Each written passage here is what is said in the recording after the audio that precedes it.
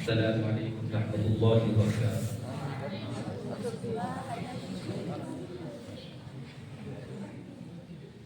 الحمد لله الذي جعل الإصلاح في الأرض سبيل العباد المؤمنين، وأمرهم بالتعاون على البر والتقوى، ونهاهم عن العثم والعدوان.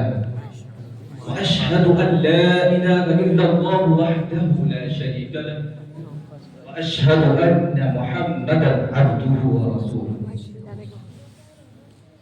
بلغ الرسالة وأدى الأمانة، ونصح الأمة وجاهد بالله حق جهاده.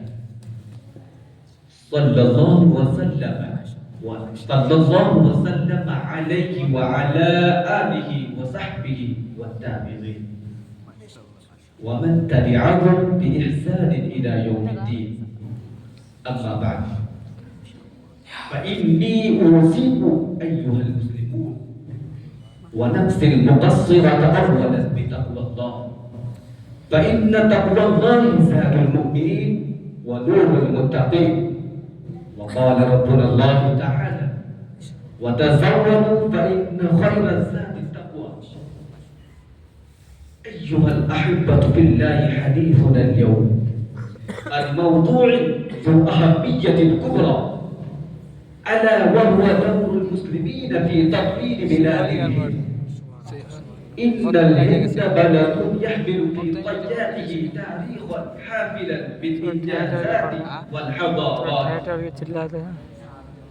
وكان للمسلمين فيه بصمات خالدة وآثار مجيدة في مختلف المجالات العلمية والثقافية والاقتصادية والعمارة عباد الله، دخل الإسلام إلى الهند في القرن السابع الميلادي حاملا معه نور العقيدة الصحيحة وقيم العدل والتسامح. وكان للتجار المسلمين والدعاة الأوائل دور كبير في نشر التوحيد والقيم الأخلاقية، فتأثر بهم الناس لما وجدوا من أمانتهم وصدقهم وحسن تعاملهم، فدخل في الإسلام جموع كثيرة وأسهموا في نهضة الهند وتطويرها. أيها الإخوة في الله، لقد أسهم المسلمون في مجال التعليم، فأسسوا في الهند مدارس وجامعات، وشيدوا مكتبات ومراكز علمية، وكانوا مصدر إشعاع ثقافي ومعرفي.